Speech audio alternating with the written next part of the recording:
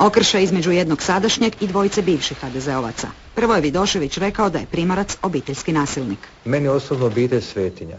I nema niti te politike koja može biti iznad interesa moje obitelji. Ili će se gospodin Vidošević ispričati pod hitno i lijepo džentlmenski to napraviti moj supruzi, ili ćemo ga mi tužiti. Možemo razgovarati o nasilju u društvu. Ja nemam ništa protiv. Hoćete li se gospođi Primorac ispričati? Odgovorio sam. Primorac, osim što odgovara na optužbe, odmah i napada. Meta Vidošević i Hajduk. Oko 4,5 milijuna tadašnjih maraka, koje su direktno pod njegovim predsjedavanjem otuđene. On kao bivši dužnosnik me morao prijaviti ako je bilo što znao da je kazneno, u protivnom mu slijedi kazna od 3 godine zatvora, prema tome mora biti vrlo oprezan kad to govori. Stručnjaci kažu, ovo je teška bitka za drugi krug, a prljava kampanja može biti dvosjekli mač.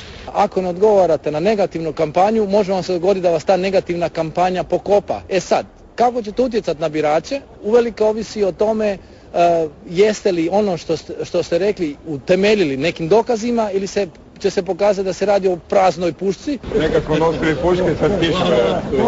Tko je u ratu nosio pušku, a tko nije, to je dio Hebrangove kampanje. Primorac je, kaže, bjegunac, a Bandić čučavac. Za mene su čučavci oni koji su Domovinski rat pročučali u podrumu, pa oni koji su čučali, to u narodu se zovu čučavci. Oni bi dali sve da se Milan javi, ali Milan se ne bu javio.